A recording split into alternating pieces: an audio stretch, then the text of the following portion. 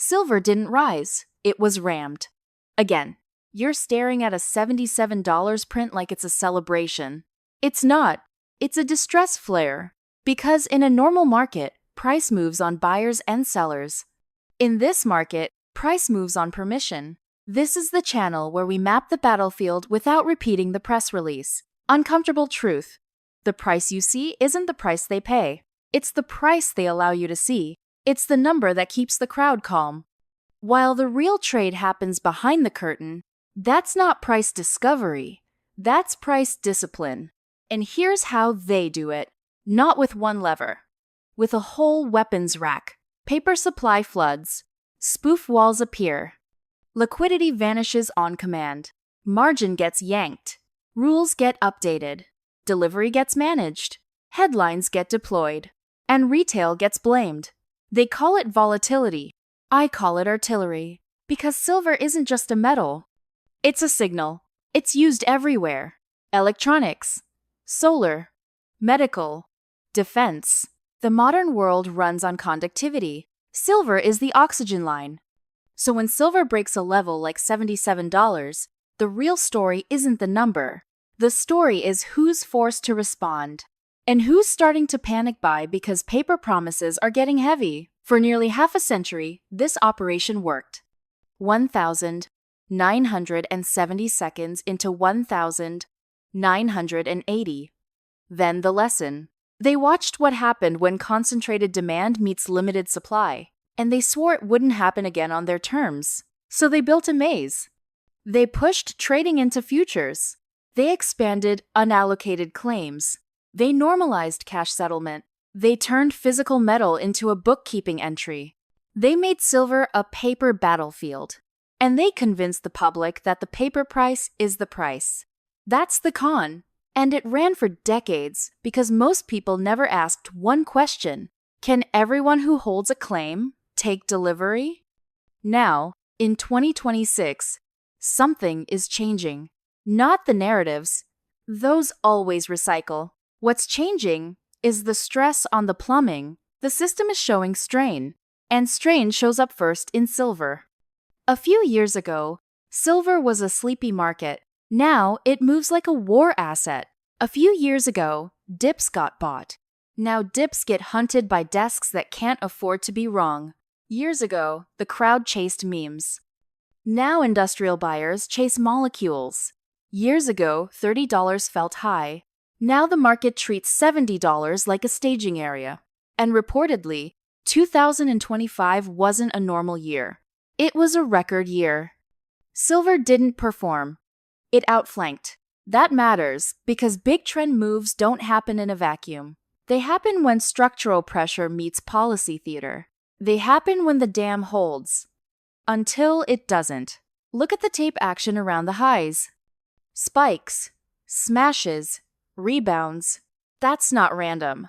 That's a defense line. When a market is free, it trends. When it's managed, it snaps. And the snapback is what scares them. Because snapback means control is slipping. Here are the signs the suppression playbook is losing potency. 1. Price is breaking impossible levels. Not just $50, not just $60. It pushed through $77, printed new highs, and kept breathing. 2. Pullbacks are violent but shallow. They smash it down hard, and it comes back fast. That's not a retail crowd. That's forced demand. That's someone buying because they must. 3. The story keeps changing. First, it's speculators. Then it's geopolitics. Then it's rate cuts. Then it's profit taking. When the explanation rotates that fast, it's not explanation. It's containment. 4. The physical conversation is louder. Premiums, delays, substitutions, backorder. You don't hear those words in a well-supplied market. 5. The policy language is shifting. Silver is being spoken about like a strategic input, not a shiny hobby. And that last one is the tell, because once an asset becomes strategic, the state gets involved. And once the state gets involved, the rules stop being neutral.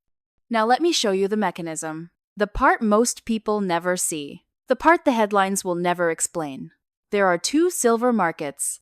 There's the paper market, fast, liquid, leveraged, a battlefield of contracts. Then there's the physical market, slow, tight, finite, a battlefield of molecules. Paper can be created. Physical must be mined, refined, delivered. Paper is a promise. Physical is a constraint. And they prefer paper because paper is controllable. In the paper arena, price is dominated by derivatives, futures, options, swaps, forwards, the whole shadow system. A futures contract isn't a bar. It's a commitment. Most contracts don't end in delivery. They end in offset, trade in, trade out. Noise over substance. That's fine until too many players want the substance. Because the exchange is a pipe, and delivery is the water at the end. If the reservoir behind it is thin, pressure rises. So what do they do when pressure rises? They widen spreads. They hike margin. They tighten credit. They encourage cash settlement. They publish reassuring inventory numbers. They point to eligible metal. They tell you the pipe is full. That's not transparency. That's theater. Eligible metal isn't necessarily deliverable. Registered metal isn't necessarily sufficient. And leased metal is the oldest magic trick in commodities. Leasing is how you make scarcity look like abundance. It's how you borrow time, not metal. And in a high-stress moment, time is the only thing they're really buying. Now, about banks panic buying. Let's be precise. Banks don't panic like retail panics. Retail panics emotionally. Banks panic structurally. A bank desk panics when risk limits scream, when VAR jumps, when collateral demands spike, when a short position moves against them and the market won't offer size, when the prime broker calls. That's not fear. That's physics. So when silver prints levels that compress the short side, the buying you see isn't bullishness. It's triage. That's not smart money, that's forced money. And that's the key distinction most people miss. There's voluntary buying, I want exposure. And there's forced buying, I need to survive. When forced buying starts, price becomes a casualty count. Every dollar up is another unit of stress. Every spike is another margin call. Every pullback is another attempt to regain the high ground. This is why the comparison to 1980 matters. Not because history repeats perfectly, but because the mechanism rhymes. Back then, the story was a corner, a concentrated demand event, a scramble in a smaller market. Today, the story is bigger, more leverage, more interconnectedness, more paper claims layered on a finite base. 1980 was a brush fire. This is a fuel depot, because today, silver is embedded in the supply chain. It's not just investors. It's factories, governments, defense contractors, energy infrastructure. Back then, the financial system was simpler. Today, it's a web. And webs don't break politely. They snap. They cascade. Now, you need to understand what comes next. Because the next phase isn't about price. It's about narrative warfare. They will try to make you doubt your own eyes. They will tell you silver is too extended. They will say it's speculative froth. They will blame social media. They will talk about position limits and market stability. They will say, nothing to see here, and you need a filter. Here's what counts as real information.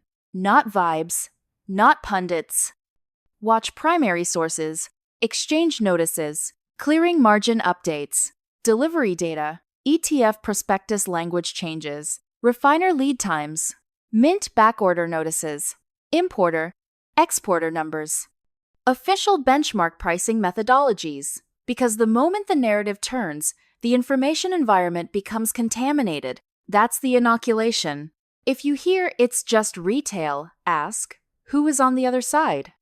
If you hear it's just geopolitics, ask, why does the move persist after the headline fades? If you hear it's just rate cuts, ask, why is physical tightness showing up at the same time? When the excuses multiply, the mechanism is exposed. Now let's talk about the future path. Not as fantasy, as a scenario tree. First phase, mild. Price keeps grinding higher. Volatility stays brutal. Premiums widen. Delivery times stretch. You'll see more temporary dislocations. You'll see more one-off events. They will normalize dysfunction. Second phase, serious. Clearing conditions tighten. Margin increases become frequent. Liquidity gaps widen. Overnight smashes become common. Paper price and physical price start to diverge. Not by pennies, by percent. The spread becomes its own headline. Third phase, extreme. Rule changes. Cash settlement pressure. Position caps. Trading halts. Emergency measures. And here's the part nobody wants to say out loud. Even if the thesis is right, they can still change the rules. They've done it before. They'll do it again. Because when the system is threatened, fairness is not the priority. Stability is. And stability, in their language, means you absorb the cost, not them.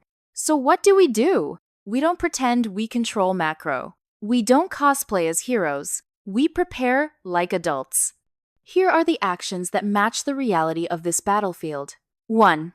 Kill leverage. This is not a market for fragile positions. If you're using debt, you're volunteering to become a casualty. Volatility is a weapon. Don't stand in the open. 2. Define your exposure like a commander. Position size is survival. If silver is a conviction, size it so you can hold through a smash. If you can't hold through a 20% hit, you're not investing, you're gambling.